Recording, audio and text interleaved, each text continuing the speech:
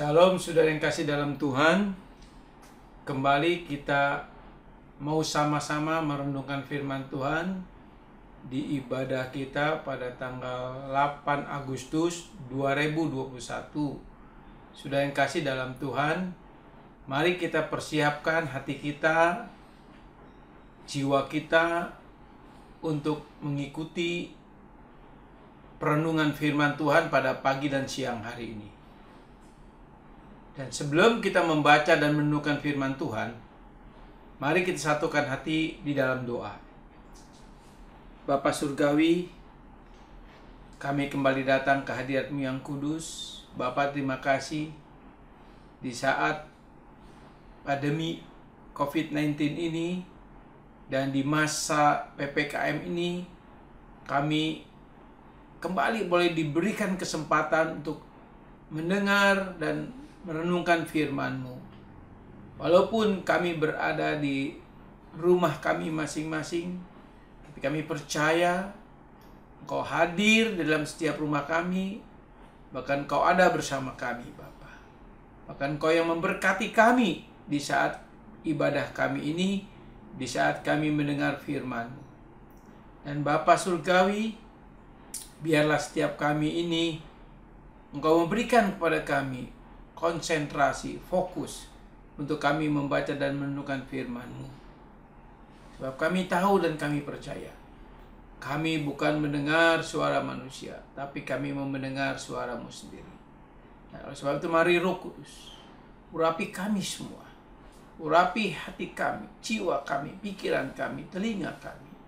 Agar betul-betul semua dalam kontrol-Mu ya Roh Kudus. Begitu juga pakai hamba-Mu ya Bapa, hanya sebagai alat, tidak lebih daripada itu. Urapi hamba ini dengan urapan yang daripada Engkau. Kuduskan, sucikan hamba-Mu ini oleh kuasa darah Tuhan Yesus yang kudus, sehingga hamba layak menjadi alat yang daripada Engkau. Biar Allah Roh Kudus sendiri yang menurut perkataan firman di dalam hati jiwa biar ini. Bapa, saat ini juga kami mau berdoa Bapa, untuk pandemi virus COVID-19 ini yang sedang melanda bangsa kami, di mana hampir semua kota di Indonesia terdampak COVID-19 ini Bapak. Dan Bapak berdoa pada saat ini juga Bapak, untuk para nakes yang terdepan, mereka menangani semua ini. Bapak tolong lindungi mereka oleh kuasa darah Tuhan Yesus yang kudus. Jagai mereka, pelihara mereka, sehingga para nakes ini Bapak ada dalam perlindungan yang daripada Engkau. Demikian juga dengan keluarga-keluarganya Engkau lindungi Bapak dari virus COVID-19 ini. Dan bagi para nakes yang terdampak kena virus ini juga Bapak tolong jamah dan sembuhkan mereka Bapak. Pulihkan kembali mereka Bapak. Sembuhkan mereka. Demikian juga Bapak berdoa Bapak, bagi anak-anak-Mu yang terdampak, yang terkena virus COVID-19 ini juga Bapak, hamba berdoa jamah dan sembuhkan mereka. Demikian juga setiap bangsa kami, bangsa Indonesia ini, rakyat Indonesia yang kena virus COVID-19 juga tolong jamah dan sembuhkan mereka Bapak. Pulihkan kembali mereka. Dan juga buat setiap mereka yang terdampak karena COVID-19 ini, karena PPKM ini juga Bapak tolong. Dalam hal ekonomi, Tuhan tolong juga setiap mereka yang terdampak, sehingga semua tetap dalam pemeliharaan yang daripada Engkau. Sehingga bangsa kami boleh tetap dalam pemeliharaan yang daripada Engkau. Bangsa kami tetap dalam berkat yang daripada Engkau. Berikan hikmat malifat juga Bapak kepada pemerintah kami, mulai dari Bapak Presiden, Wakil Presiden, semua jajaran menterinya. Berikan hikmat Bapak, dari yang teratas sampai yang terbawah. Berikan hikmat, biar mereka boleh menjalankan semua tugas-tugas ini dengan penuh tanggung jawab. Dan lindungi mereka juga di dalam menjalankan tugas-tugas ini Bapak. Kami serahkan semua ini ke dalam tangan-Mu. Demikian juga wabah ini Bapak.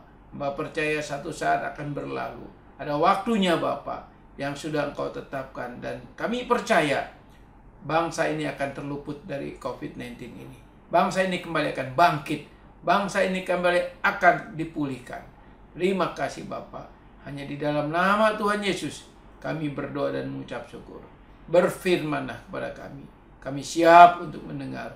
Kami siap untuk menjadi pelaku firman. Kami siap untuk dibangun dengan kebenaran firman-Mu. Dalam nama Tuhan Yesus, kami berdoa. Amin. Sudah yang kasih dalam Tuhan, kembali kita akan membaca dan merenungkan firman Tuhan. Saudara, sebagai seorang Kristen, sebagai orang yang percaya kepada Yesus Kristus, kita adalah orang-orang yang dipilih Tuhan. Kita sudah menerima anugerah daripada Tuhan, yaitu hati yang percaya kepada Tuhan. Hati yang percaya, itulah yang disebut iman. Saudara, kita bisa beriman kepada Yesus Kristus. Ini semua karena anugerah. Bukan kita yang memilih dia, tapi dia yang memilih kita. Nah, saudara yang kasih dalam Tuhan, apa sih iman itu? Apa sih hati yang percaya itu? Saudara, kita harus mengerti tentang iman itu apa, saudara. Kita tidak hanya cukup, iman itu hati yang percaya kepada Yesus. Ya, betul. Tetapi kita juga mesti mengerti fungsi-fungsi iman itu seperti apa, saudara. Ada 3 fungsi iman di dalam kekristenan. Apa yang tertulis dalam Alkitab? Yang pertama, iman itu menghasilkan pengetahuan. Artinya, imanlah yang menghasilkan pengetahuan akan firman Tuhan. Setelah kita menerima anugerah iman, kita diberikan hati yang percaya. Dan selanjutnya dengan iman itulah kita harus mengerti, kita harus memahami, kita harus memiliki pengetahuan firman yang benar. Dan hanya lewat Alkitab inilah saudara dan saya bisa mengenal siapa Allah yang kita sembah itu. Siapa ya Allah yang kita percaya itu? Allah yang adalah satu dengan 3 pribadi, Bapa dan Anak dan Roh Kudus. Dan semua itu ada di dalam Alkitab ini. Jadi iman itu menghasilkan pengetahuan. Pengetahuan akan firman yang benar. Pengetahuan akan firman yang benar. Dan itu hanya kita bisa dapat dari Alkitab. Nah, saudara, iman menghasilkan pengetahuan. Sebab dengan pengetahuan itulah rohani saudara dan saya akan semakin bertumbuh, akan semakin kuat. Sebab kerohanian kita bisa bertumbuh hanya dengan pengetahuan firman Tuhan yang benar. Jadi iman menghasilkan pengetahuan firman. Nah, yang kedua, saudara, iman menghasilkan relasi atau hubungan. Hubungan 2 arah antara Allah dengan kita, kita dengan Allah di dalam Yesus Kristus Tuhan. Iman pasti menghasilkan hubungan 2 arah. Sebab iman anugerah Allah. Iman itu juga yang akan membawa kita untuk datang kepada Allah. Mengenal Allah. Siapa sih pemberi iman itu? Jadi iman menghasilkan relasi. Hubungan 2 arah. Dan juga yang ketiga, iman menghasilkan hati yang mempercayai bahwa Allah itu satu dengan 3 pribadi. Yang pada umumnya kita kenal Allah Trinitas atau Allah Tritunggal. Allah satu dengan 3 pribadi. Bukan kita punya Allah 3, tetapi Allah kita itu satu. Di dalam Allah satu itu ada 3 pribadi, Bapa dan Anak dan Roh Kudus. Nah, sudah yang kasih dalam Tuhan. Jadi iman memiliki 3 fungsi, saudara. Dan kalau saudara dan saya mengaku percaya kepada Yesus Kristus sebagai Tuhan dan Juru Selamat, tetapi 3 fungsi ini tidak pernah ada pada diri saudara dan saya, berarti patut dipertanyakan apakah saudara atau saya beriman kepada Kristus. Nah, saudara yang kasih dalam Tuhan, sekarang kita mau membaca, merenungkan firman Tuhan dari iman relasi, iman yang menghasilkan relasi. Apa iman yang menghasilkan relasi itu? Iman yang menghasilkan relasi yang tadi saya katakan, hubungan 2 arah antara Allah si pemberi iman kepada kita si penerima iman. Sehingga dari iman itulah menghasilkan hubungan 2 arah, Allah dengan kita, kita dengan Allah.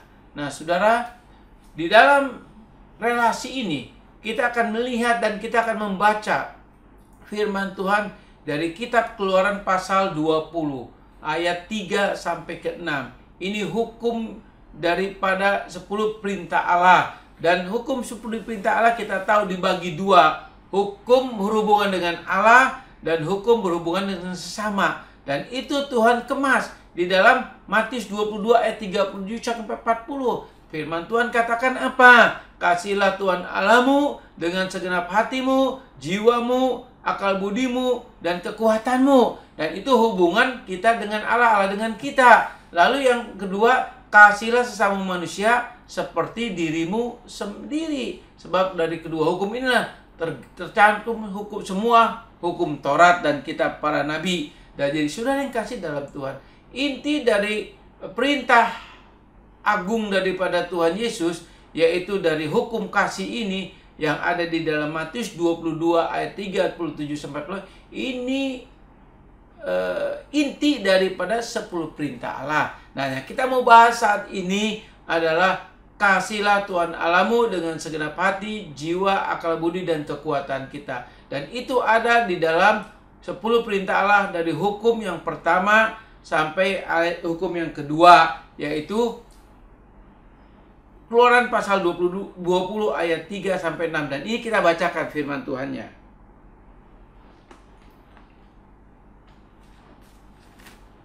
Saya akan bacakan firman Tuhan ini dari Keluaran pasal 20 ayat 3 sampai 6. Demikian firman Tuhan. Jangan ada padamu Allah lain di hadapanku. Jangan membuat bagimu patung yang menyerupai apapun yang ada di langit di atas, atau yang ada di bumi di bawah, atau yang ada di dalam air di bawah bumi. Jangan sujud menyembah kepadanya atau beribadah kepadanya, sebab aku Tuhan Allahmu adalah Allah yang cemburu, yang membalas kesalahan bapa kepada anak-anaknya, kepada keturunannya yang ketiga dan keempat dari orang-orang yang membenci aku. Tetapi aku menunjukkan kasih setia kepada beribu-ribu orang, yaitu mereka yang mengasihi aku dan yang berpegang pada perintahku. Nah, saudara, kita baca dari Keluaran 3 ayat 20, pasal 20 ayat 3 sampai 6. Ini hukum yang pertama. Lalu hukum yang pertama dan yang kedua. Lalu hukum yang ketiga dan keempat itu ayat 7, ayat 8, ayat 9, ayat 10. Nah, ayat sampai ayat 11, saudara ya. Itu hukum yang ketiga dan keempat. Nah, dari 10 perintah Allah ini dibagi dua. Hukum yang pertama sampai hukum yang keempat itu adalah relasi kita dengan Allah, Allah dengan kita. Lalu dari hukum yang kelima sampai ke 10 itu relasi kita dengan sesama manusia, yang seperti dikatakan kasihilah Tuhan Allahmu dan kasihilah sesama manusia, yang ada di dalam Matius 22 ayat 37 sampai 40. Nah, sudah yang kasih dalam Tuhan, seperti tadi saya katakan bahwa saya akan membahas relasi kita dengan Allah, hubungan dua arah kita dengan Allah. Saudara, hubungan kita dengan Allah, Allah dengan kita, kita dengan Allah, hanya bisa dibangun dengan iman. Tanpa iman, kita tidak bisa membangun hubungan itu. Imanlah yang membuat saudara saya memiliki hubungan yang begitu intim antara Allah dengan kita, kita dengan Allah. Sehingga lewat Yesus Kristus Tuhan yang menjadi pusat iman saudara dan saya, kita bisa menyebut Allah itu Bapa kita. Karena Yesus Kristus Tuhan. Dan tidak ada lagi tirai yang menghalangi untuk kita berjumpa dengan Allah di surga. Dan itu semua sudah Tuhan runtuhkan, sudah Tuhan belah, sudah Tuhan runtuhkan tirai itu. Terbelah dua ketika Yesus mati di kayu salib. Dan saudara yang kasih dalam Tuhan, artinya hubungan saudara dan saya bisa kapan saja kita datang kepada Allah Bapa di surga lewat Yesus Kristus. Nah, itu semua karena iman. Sebab tanpa iman tidak mungkin, sekali lagi ya, saudara dan saya memiliki hubungan dua arah. Dan pertanyaannya sekarang, saudara, apakah saudara dan saya betul memiliki hubungan dua arah? Mengaku Kristen saja tidak cukup. Mengaku bahwa KTP saudara Kristen tidak cukup. Mengaku sudah sebagai hamba Tuhan, sebagai pelayan Tuhan juga tidak cukup. Sebab hubungan dua arah ini harus betul-betul kita alami secara pribadi lepas pribadi. Dan itu lewat iman kita kepada Yesus Kristus Tuhan. Dan hubungan antara Allah dengan kita, kita dengan Allah, itu harus didasari dengan iman. Lalu yang kedua, harus didasari dengan apa? Hati yang saling mengasihi. Sebab tanpa hati yang mengasihi Allah, nggak mungkin kita bisa membangun hubungan itu. Sebab hubungan itu harus didasari dengan kasih juga. Di mana firman Tuhan katakan, Allah lebih dulu mengasihi kita. Dan baru kita bisa mengasihi Allah. Jadi semuanya dimulai dari Allah. Betapa besar dan betapa luar biasanya kasih Allah kepada saudara dan saya sebagai orang pilihan, sehingga kita betul-betul dikasihi lebih dulu oleh Allah sebelum kita mengasihi Allah. Ini anugerah, saudara. Nah, demikian juga hubungan saudara dan saya, hubungan kita dengan Bapa, Bapa dengan kita, Allah dengan kita, kita dengan Allah, itu harus dihubungi dengan didasari dengan kasih. Bahwa kita mengasihi Allah dan Allah mengasihi kita. Saudara, jelas di dalam Matius 22 ayat 37, 38 dengan sangat jelas sekali Tuhan katakan, kasihilah Tuhan Allahmu dengan segenap hatimu, jiwamu, akal budimu, kekuatanmu. Nah, ini yang menjadi dasar untuk kita membangun hubungan dua arah itu, saudara. Dan pertanyaannya sekarang, apakah kita mengasihi Allah atau tidak, saudara? Dan itu harus ada buktinya. Ada harga yang harus kita bayar. Sebagaimana juga Yesus bertanya kepada Petrus setelah Petrus menghujat Yesus, setelah Petrus menyangkal Yesus. Petrus dipanggil secara pribadi oleh Tuhan Yesus setelah Tuhan Yesus bangkit dari kematian. Kalau kita baca itu di dalam Yohanes pasal 21 ayat 15 sampai 17, yang dikatakan, Petrus, apakah engkau mengasihi aku? Yang kedua ayat 16, Petrus, apakah engkau mengasihi aku? Yang ketiga ayat 17, Petrus, apakah engkau mengasihi aku? Saudara, saya tidak bahas Yohanes 21 ayat 15 sampai 17. Walaupun di situ Yesus berkata, Petrus, apakah engkau mengasihi aku? Pertanyaan Yesus mengenai Petrus, apakah engkau mengasihi aku? Itu kalimat kasih yang ada di dalam bahasa aslinya, itu disebut agapo. Petrus, apakah engkau agapo dengan aku? Petrus menjawabnya kepada Yesus apa? Aku filio dengan engkau. Lalu yang kedua ayat 16, Yesus bertanya lagi, Petrus, apakah engkau agapau dengan aku? Agapau, kasih Allah. Lalu Petrus menjawab apa? Aku filio dengan engkau.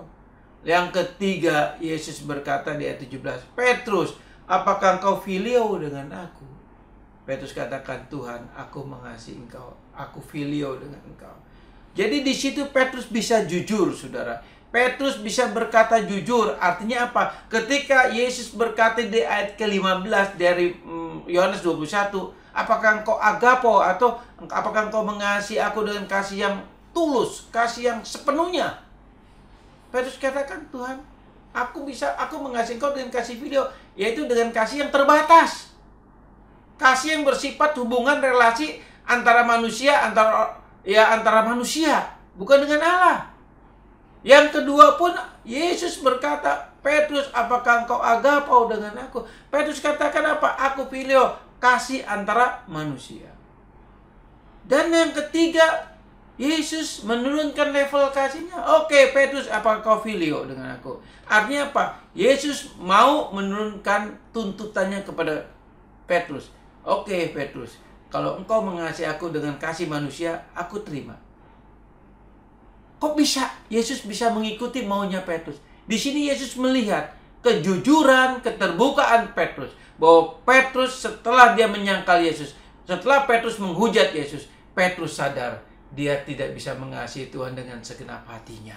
Dia hanya bisa mengasihi Tuhan dengan kasih manusia, kasih yang terbatas. Dan dia jujur berkata kepada Tuhan. Akhirnya Tuhan mengerti dan Tuhan melihat kejujuran hati Petrus.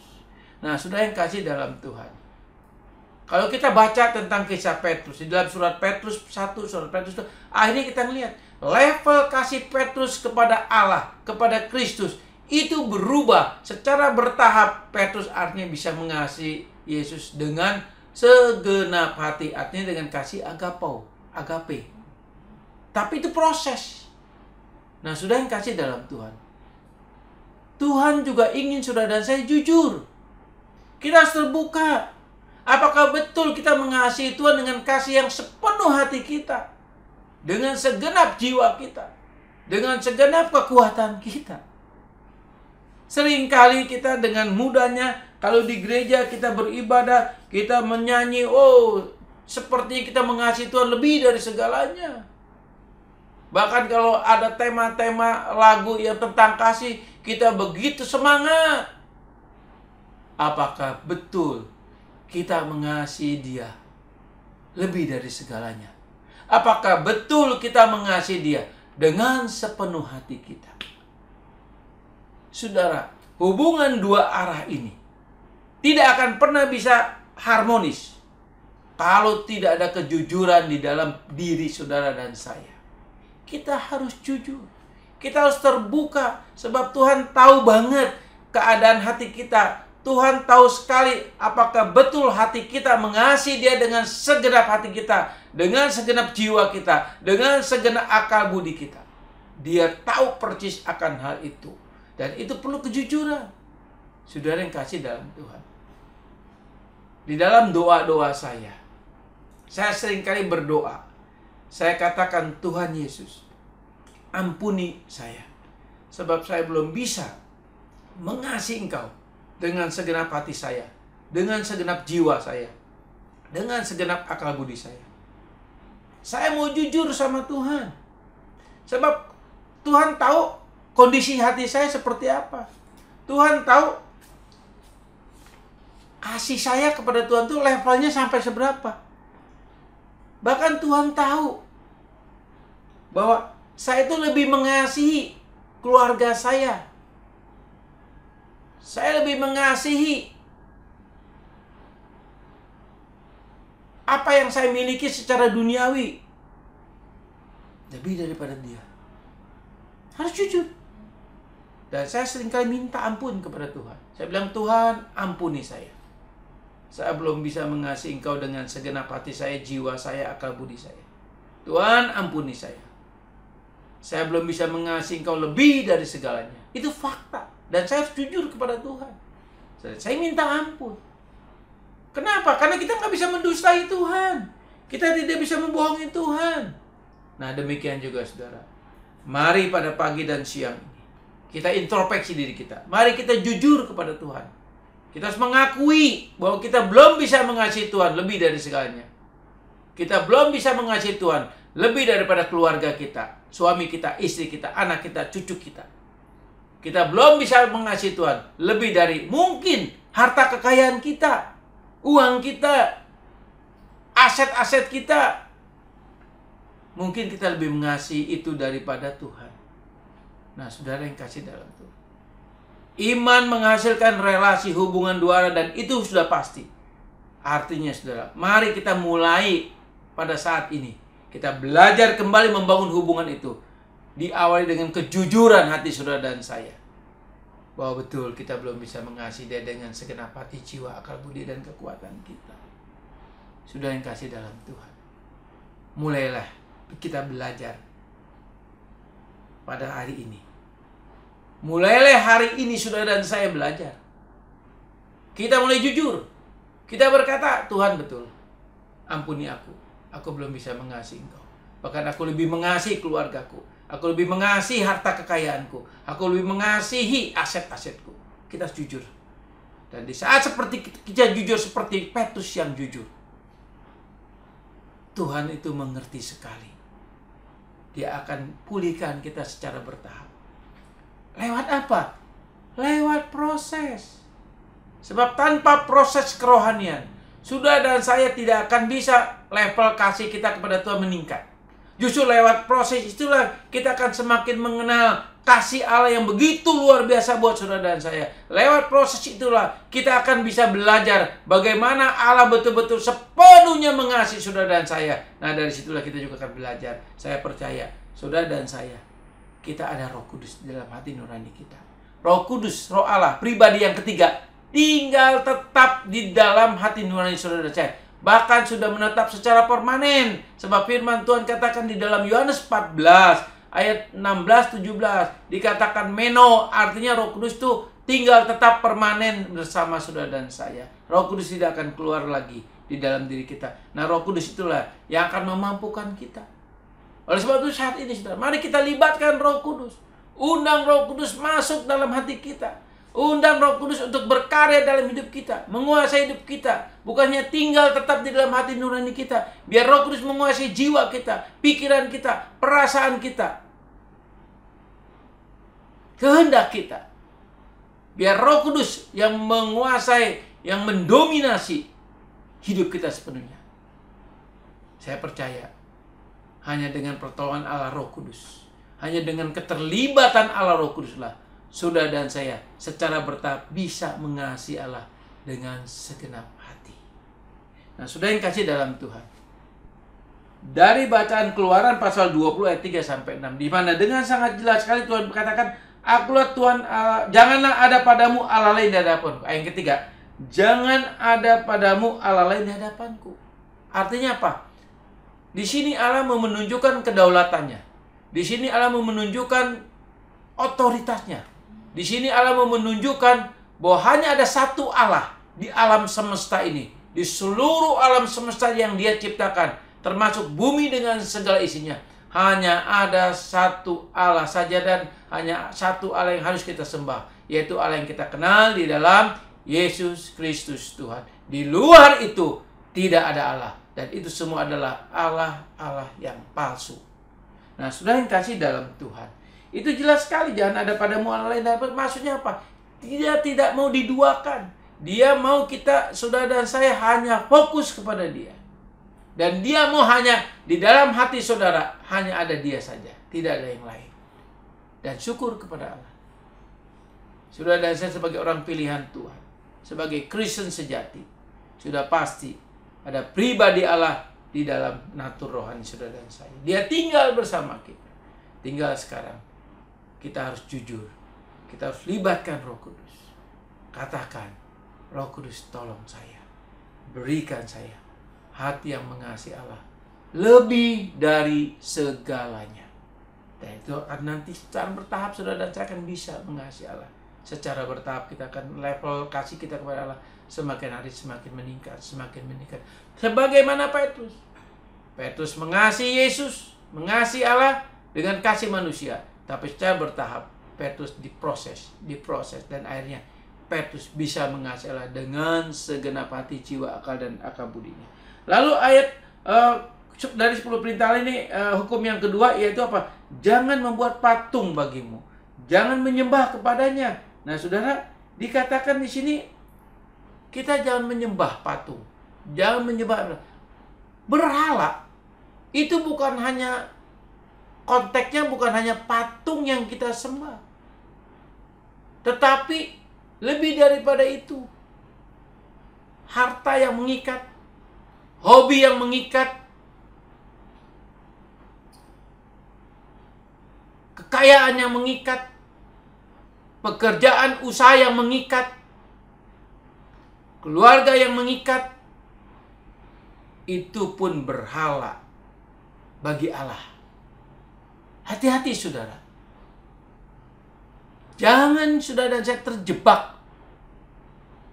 Jangan saudara saya punya konsep, oh hanya nyembah patung itu yang disebut berhala. Tidak saudara. Tapi ketika hatimu melekat kepada hartamu, ketika hatimu mencintai uang, itu sudah menjadi berhala dan itu menjadi akar kejahatan di mata Allah. Itu jelas sekali saudara. Dan iblis atau roh-roh jahat juga tahu persis kelemahan saudara dan saya. Iblis dan roh-roh jahat tahu persis kelemahan saudara dan saya. Sebab kita masih tinggal di dalam natur daging ini, natur yang bersumber dosa.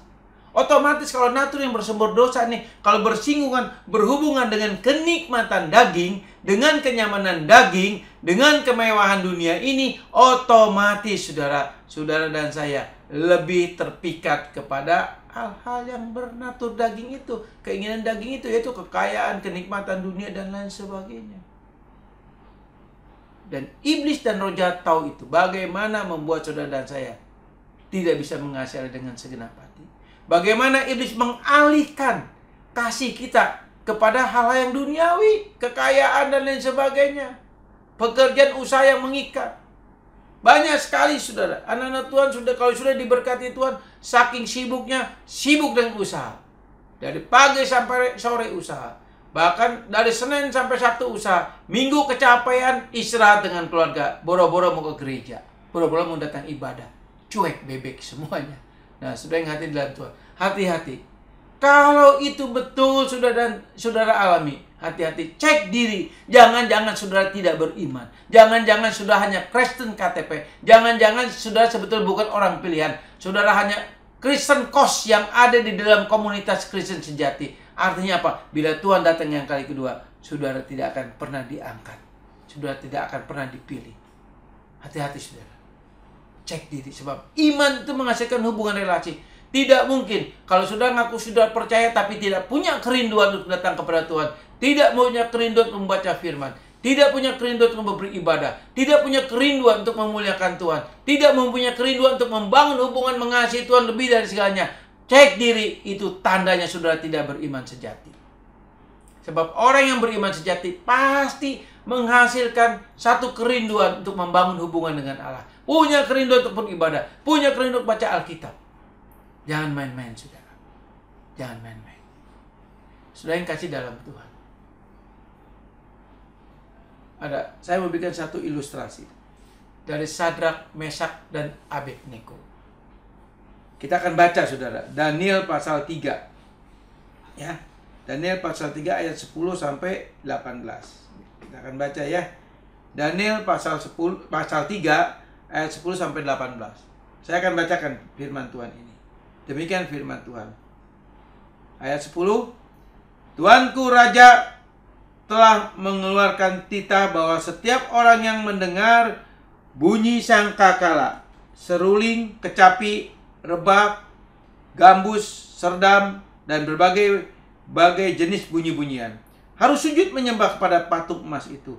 Dan bahwa siapa yang tidak sujud menyembah akan dicampakkan ke dalam perapian yang menyala-nyala. Ada beberapa orang Yahudi yang kepada mereka telah Tuanku berikan pemerintahan atas wilayah Babel, yakni Sadrak, Mesak, dan Abednego. Orang-orang ini tidak mengindahkan titah Tuanku, ya Raja. Mereka tidak memuja dewa Tuanku dan tidak menyembah patung emas yang telah Tuanku dirikan. Sesudah itu Nebukadnezar memerintahkan dalam marahnya dan geramnya untuk membawa Sadrak, Mesak, dan Abednego menghadap.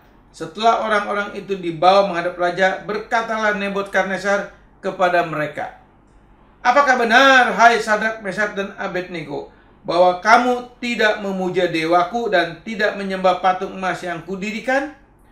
Sekarang jika kamu bersedia demi kamu mendengar bunyi sangkakala, seruling, kecapi, rebab, gambus, serdam, dan berbagai-bagai jenis bunyi-bunyian, sujudlah menyembah patung yang kubuat ini. Tetapi jika kamu tidak menyembah, kamu akan dicampakkan seketika itu juga ke dalam perapian yang menyala-nyala. Dan dewa manakah yang dapat melepaskan kamu dari tanganku? Lalu Sadrak, Mesak, dan Abednego menjawab Raja Nebukadnezar, tidak ada gunanya kami memberikan jawab kepada Tuanku dalam hal ini. Jika Allah kami yang kami puja sanggup melepaskan kami, maka Ia akan melepaskan kami dari perapian yang menyala-nyala itu dan dari dalam tanganmu, ya Raja. Tetapi seandainya tidak, hendaklah Tuanku mengetahui, ya Raja, bahwa kami tidak akan memuja dewa Tuanku dan tidak akan menyembah patung emas yang Tuanku dirikan itu. Saudara, dari bacaan Daniel pasal 3 ayat 10 sampai 18, ini hanya intinya yang saya baca. Kalau kita baca dari Daniel pasal 3 ayat 1 sampai 30, bagaimana dikisahkan bahwa Raja Nebukadnezar membuat patung emas. Dan patung emas itu dibuat, dan setelah jadi, semua daerah yang dikuasai oleh Nebukadnezar, ketika dibunyikan bunyi-bunyian musik, suara-suara musik dibunyikan, semua suku dan bangsa harus menyembah patung itu. Nah, saudara, Kalau tidak menyembah, mereka akan dihukum. Mereka akan dibuang, dimasukkan ke dalam dapur api. Saudara, ada beberapa pejabat di zaman Raja Nebukadnezar, ini orang-orang kafir yang tidak mengenal Allah, iri hati dengan Sadrak, Mesyak, dan Abednego. Sebab Sadrak, Mesyak, dan Abednego diberikan jabatan yang luar biasa. Mereka berhikmat, dan mereka betul-betul adalah pejabat-pejabat yang jujur, takut akan Tuhan. Dan pejabat-pejabat yang setia. Sadrak, Mesyak, Abednego ini, mereka ini anak-anak muda, saudara. Bukan orang yang sudah tua, tidak. Mereka masih muda-muda, saudara. Mungkin pada saat mereka menjabat ini, mungkin pada saat mereka sedang di Daniel pasal 3 ini, mungkin usia mereka sekitar 25 tahunan, saudara. Mungkin sekitar 20 tahunan lebih, 25 tahunan. Masih muda, energik, dan luar biasa. Mereka setia dan takut akan Tuhan. Mereka mengasihi Tuhan.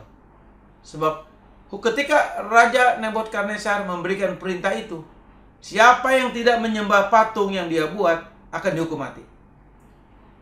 Dan itu pun tidak terkecuali Sadrak, Mesyak, Abednego harus ikut menyembah. Jadi ada konsekuensinya. Ada risiko buat Sadrak, Mesyak, dan Abednego. Pilih mana? Mau menyembah kepada Allah, Allahnya Abraham, Ishak, dan Yakub, Allah nenek moyangnya, Allah yang benar, Allah yang kudus, Allah yang suci, Allah pencipta alam semesta ini, atau menyembah patung yang dibuat oleh Nebukadnezar. Sadrak, Mesyak, Abednego harus memilih. Sadrak, Mesyak, Abednego harus menentukan sikap. Dan ada banyak mata-mata yang mengawasi Sadrak, Mesyak, Abednego. Dan ternyata benar. Ketika bunyi-bunyian musik dibunyikan, semua suku dan bangsa yang ada di wilayah kerajaan Babilonia, kerajaan Nebukadnezar, semua tunduk menyembah patung itu. Hanya Sadrak, Mesyak, dan Abednego yang tidak menyembah patung itu. Dan akhirnya dilaporkan kepada Raja Nebukadnezar. Nah, dari ayat 10 tadi kita lihat ada pengaduan kepada Raja Nebukadnezar. Dan akhirnya Raja Nebukadnezar meminta sekali lagi kepada Sadrak, Mesyak, Abednego. Sekarang bunyi-bunyian musik akan dibunyikan. Ayo sembah supaya kamu nggak dihukum. Tapi kita tahu di ayat yang ke-16, 17, 18 dengan sangat jelas sekali Sadrak, Mesyak, Abednego berkata kepada Raja Nebukadnezar, tidak ada gunanya kami memberi jawab kepada Tuanku dalam hal ini. Nah, saudara, kalimat Tuanku di sini sebetulnya dalam bahasa aslinya bukan Tuanku, tapi langsung Sadrak, Mesyak, dan Abednego menyebut nama Nebukadnezar. Ini bahasa Indonesia terlalu sopan. Ayat 17-nya, jika Allah kami yang kami puja sanggup melepaskan kami, maka Ia akan melepaskan kami dari perapian yang menyala-nyala dan dari dalam tanganmu, hei Nebukadnezar. Bukan raja, sebut nama, ya. Sadrak, Mesyak, Abednego pada saat itu dia menyebut namanya, bukan menyebut raja lagi.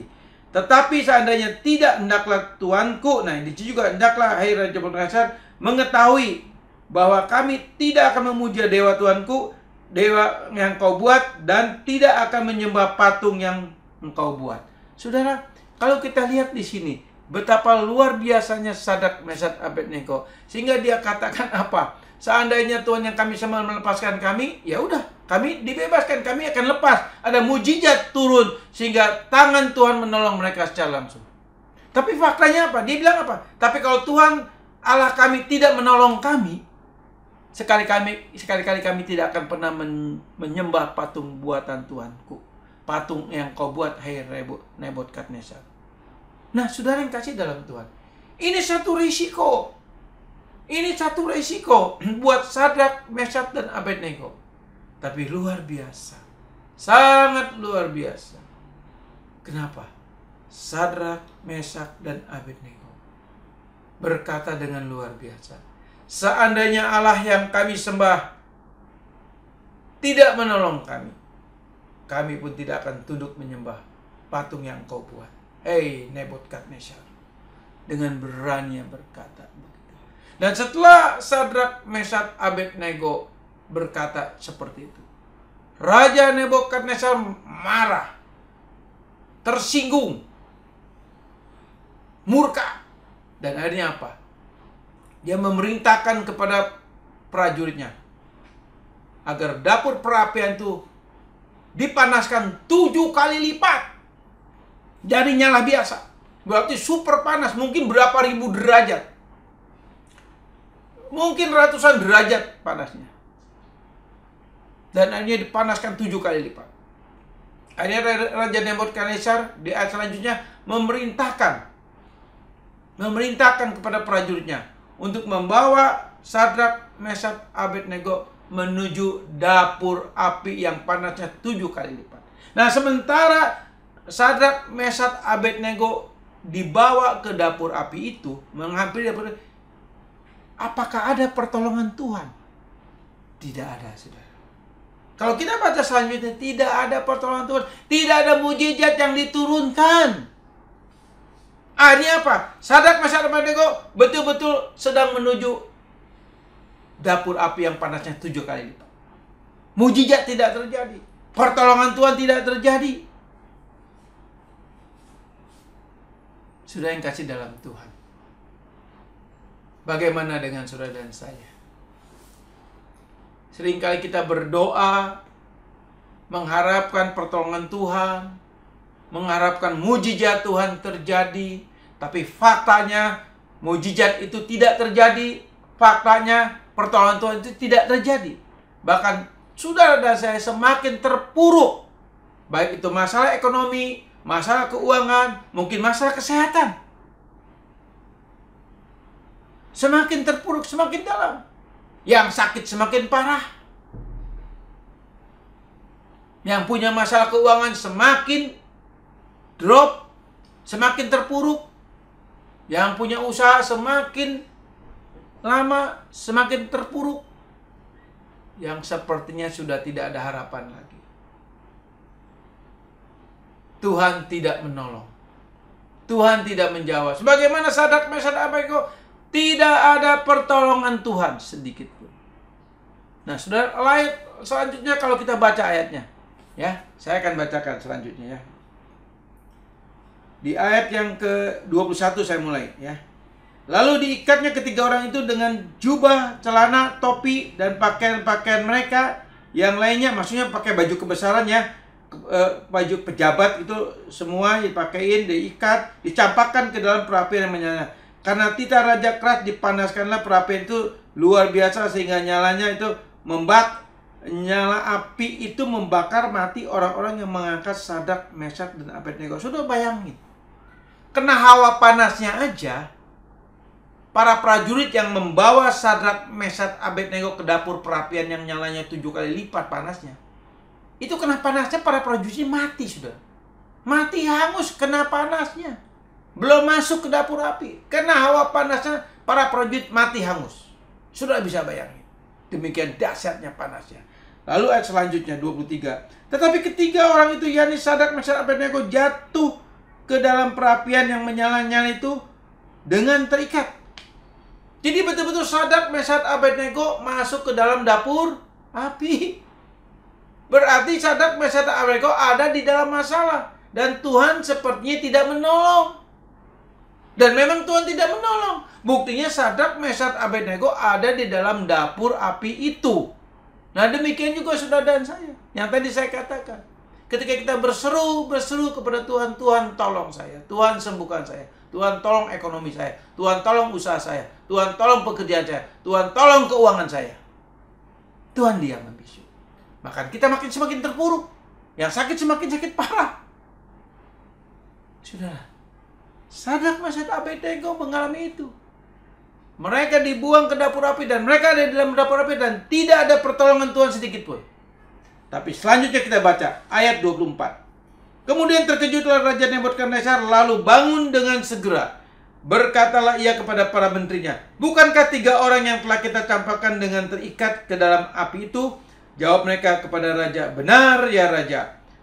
Katanya, tetapi ada 4 orang yang kulihat berjalan-jalan dengan bebas di tengah-tengah api itu, mereka tidak terluka, dan yang keempat itu rupanya seperti anak dewa. Ayat 26. Lalu Nebukadnezar mendekati pintu perapian yang menyala itu dan berkata, Sadrak, Mesak, Abednego, hamba-hamba Allah yang maha tinggi, keluarlah dan datanglah kemari. Lalu keluarlah Sadrak, Mesak, dan Abednego. Nah, sudah yang kasih dalam Tuhan. Dikatakan ketika Sadrak, Mesak, Abednego ada dalam dapur api itu, Raja Nebukadnezar dan para menterinya melihat mereka bukan 3, tapi mereka berempat. Sehingga Nebukadnezar katakan, aku melihat satu orang lagi itu seperti anak dewa. Siapa ini, saudara?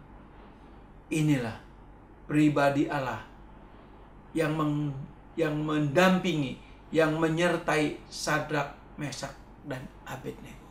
Allah menyertai Sadrak, Mesak, Abednego di dalam dapur api itu. Allah tidak meninggalkan mereka. Allah tidak membiarkan Sadrak, Mesak, Abednego terbakar hangus. Tapi Sadrak, Mesak, Abednego tidak bertiga, tapi ada Allah yang menyertainya. Nah, sudah yang kasih dalam Tuhan. Demikian juga, saudara. Saat ini kita melihat kisah tentang Sadrak, Mesak, dan Abednego. Di mana di dapur api itu, mereka ternyata bukan bertiga lagi. Tapi ada pribadi Allah yang menyertai Sadrak, Mesak, dan Abednego. Sahabat, Sadrak, Mesak, Abednego tetap di dalam dapur api itu. Dia tetap dalam dapur api itu. Berarti dia tetap ada dalam masalah. Dia tetap ada dalam masalah. Tapi di dalam masalah itu ada Allah yang menyertai Sadrak, Mesak, dan Abednego. Saudara yang kasih dalam Tuhan, saat ini saya mau ingatkan saudara, walaupun mungkin saudara berharap berdoa, sepertinya Tuhan tidak jawab doa saudara dan saya. Dan sepertinya saudara dan saya dibiarkan terpuruk, dan terpuruk. Dan secara manusia sepertinya tidak ada harapan lagi. Tapi percayalah saudara, kalau memang saudara dan saya punya hubungan pribadi dengan Allah, hubungan dua arah, Allah dengan kita, kita dengan Allah.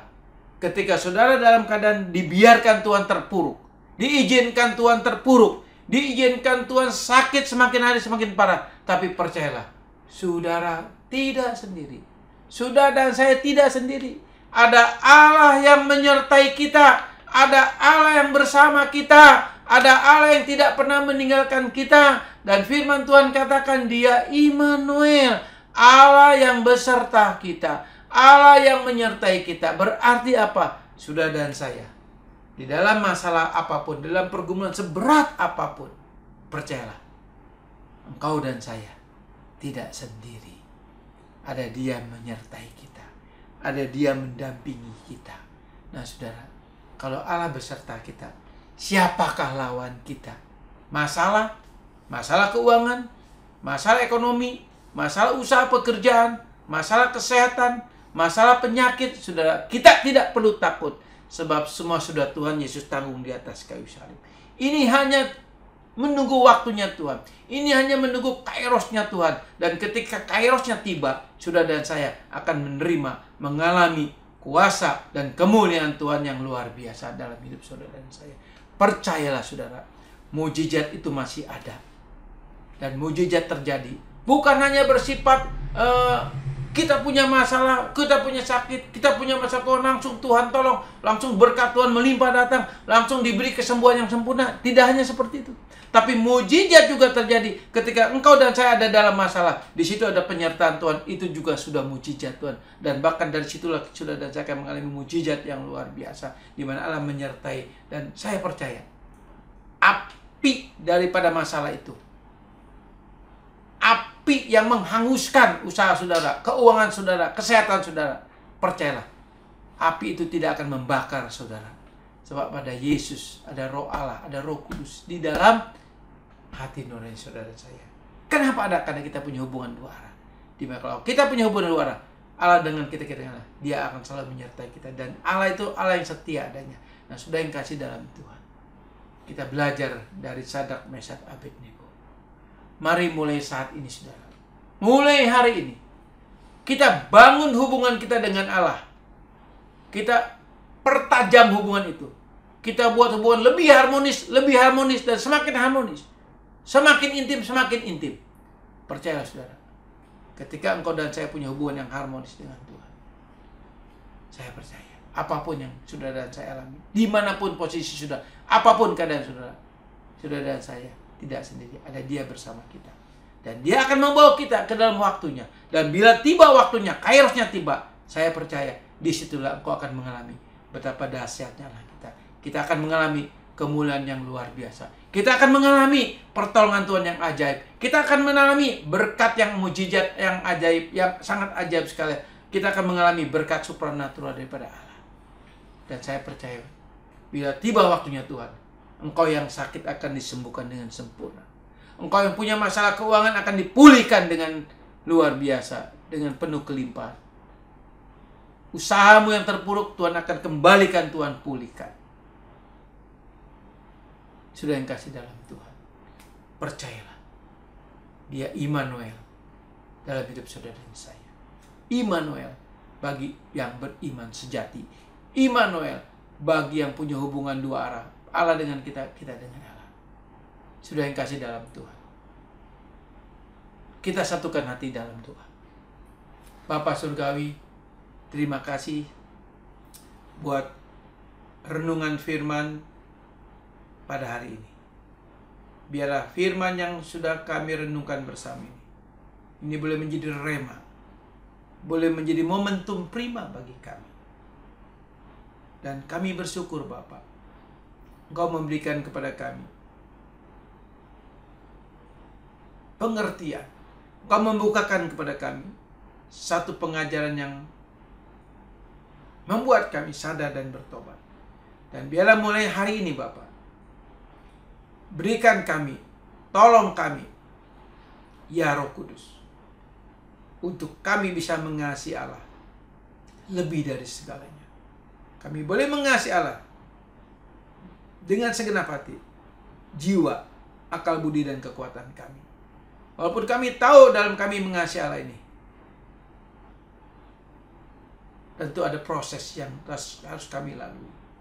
Tapi kami percaya Roh Kudus akan menolong kami, sehingga hari demi hari nilai level kasih kami kepada Bapamu, kepada Allah Bapa di dalam Yesus akan semakin naik.